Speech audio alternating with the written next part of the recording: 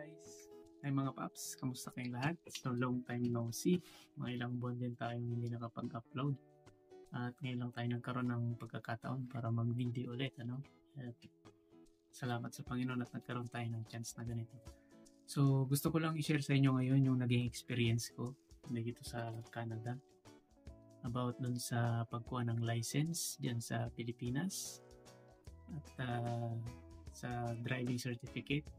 Kasama na rin yung international driver's license. So, mag-umpisa tayo. Bago ako pumunta dito sa Canada last year, which is September 7, yung naging flight ko, is kumuha muna ako ng international driver's license sa AAP. And dahil ni-require yun ng agency natin sa Pilipinas, which is yung First Dynamic. And yun nga, pagkuha natin nun,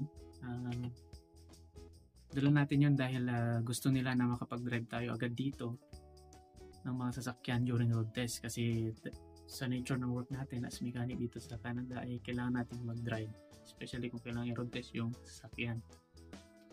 But pagdating dito, parang hindi naman nila chinek yung international driver's license na yun, which is nabanggit lang namin na meron at okay na yun sa kanila, hindi na nila chinek. And then naging okay yun na pagsabi namin na hindi na nila chinek, so kampante na sila doon, but they still require us to get yung driver's license talaga mismo dito sa Canada, which is mag-umpisa ka doon, kukuha ka muna ng G1 which is yung parang student license nila, and then yung G2 which is parang non-pro sa atin, and then full G, yan na yung talagang parang professional driver's license na. And pagdating nga dun sa international driver's license, tingin ko kung hindi ako kumuha nun, mas okay. Kasi hindi rin siya hinanap, hindi rin siya na-require ng employer namin. Pero ito, case-to-case basis to, depende sa mga employer ninyo. And yun nga, hindi ko siya nagamit kasi hindi naman ako kumuha agad ng sasakyan.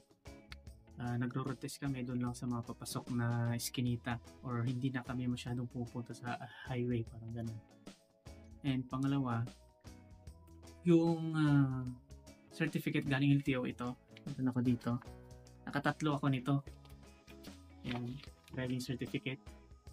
Galing ng La Union yung isa, tapos yung dalawa galing mismo sa LTO May sa Quezon City. So bakit nga ba umabot sa tatlong certificate ito? So una, yung nauna natin kinuha is galing ng LTO San Fernando, which is yung regional office ng LTO sa amin, sa Region 1. And pagdating ko dito, hindi ko siya agad nagamit dahil ginamit ko yung international driver's license, which is kinuha ko siya noong September. And nakaligtaan ko or hindi ko alam nung time na yon na ang Canada pala ay nag-a-accept ng mga ganitong certificate dapat good for 6 months lang. Kapag lumampas na sa 6 months yung date of issuance, halimbawa ito September 11, kung lumampas na ng 6 months ito, hindi na nila tatanggapin. So wala na. Wala kang ibang choice kundi mag-request ka ulit doon sa Pilipinas ng driving certificate.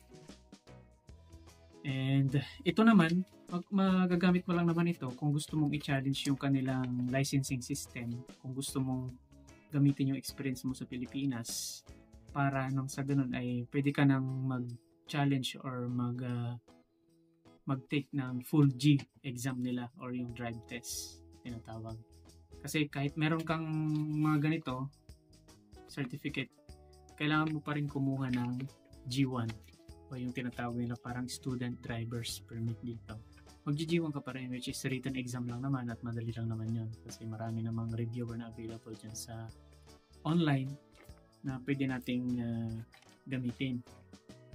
And yun yung una kong certificate, which is yung kinuha ko ng September 11, 2023.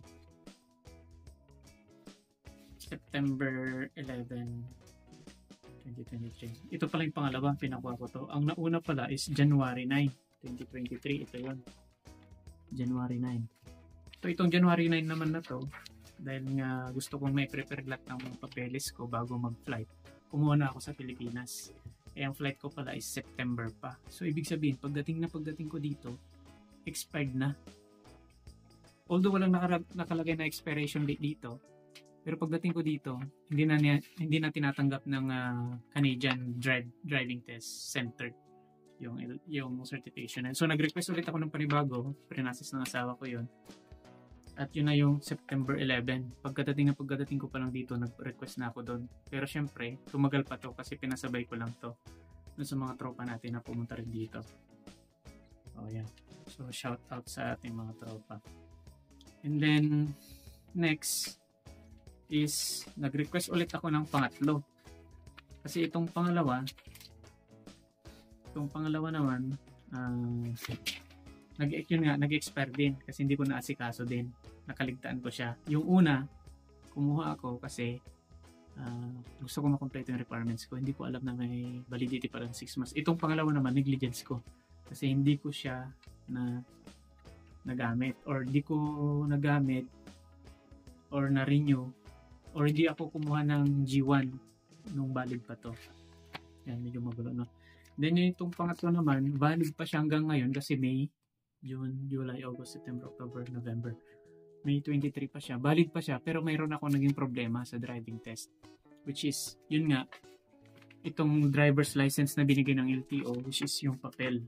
Ito yung license ko sa Pinas, papel. Nung nag-renew kasi ako nito, during the time nang nag-renew ako, naubusan ng card ng LTO. Which is, hindi natin alam kung bakit, di ba? Bakit naubusan ng card yung LTO? And napakalaking perwisyo din pala yan or abala. Kasi, nung valid na yung yung driving certificate na galing ng LTO, ayaw naman nilang tanggapin ngayon. Kasi, kailangan daw nila yung card. Mismong license card na galing ng Pilipinas. Kasi 1 year na daw to or dapat 6 months lang din dapat to.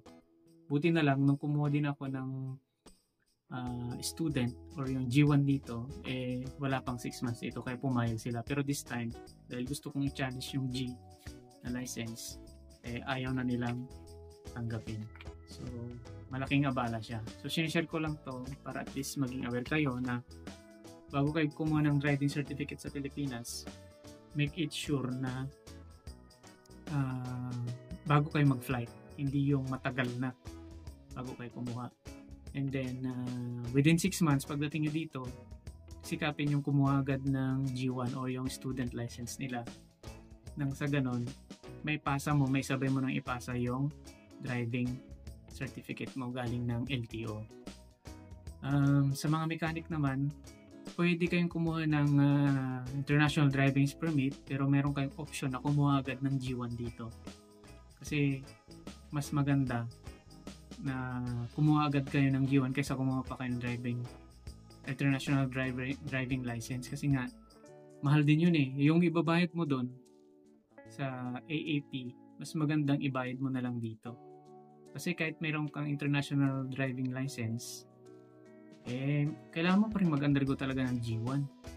Mas okay na para sa akin. Yung para sa akin lang yun pero syempre yung iba na gusto mag-drive dito, okay din yun. Kaya lang para sa akin kasi hindi naman ako nag-drive lagi araw-araw.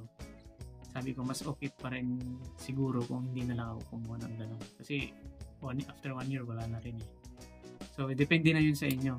Kung nakaluwag-luwag kayo, kumuha kayo ng international driving license. Pero kung mas practical, kahit hindi na kayo kumuha, yun ang masasabi ko lang. So yun lang guys, sana makatulong, no? Yun lang yung point ng video na to.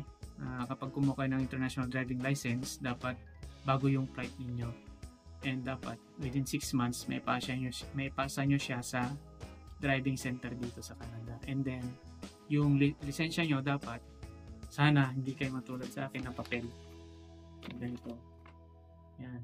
Kung papel man na ganito, sikapin nyo na makuha agad yung card sa LTO. Yan, mag-authorize na lang kayo dyan ng relatives nyo na pwedeng mag-asikaso. Yan lang guys. Like, comment, and subscribe for more videos. Mag-share ako ng iba't ibang videos about sa experience natin dito sa Canada and Yan. Wala muna tayong tutorial ngayon, pero siguro soon. Sa shorts na lang muna yung mga in-upload ko ngayon. So yun lang, ingat po kayong lahat.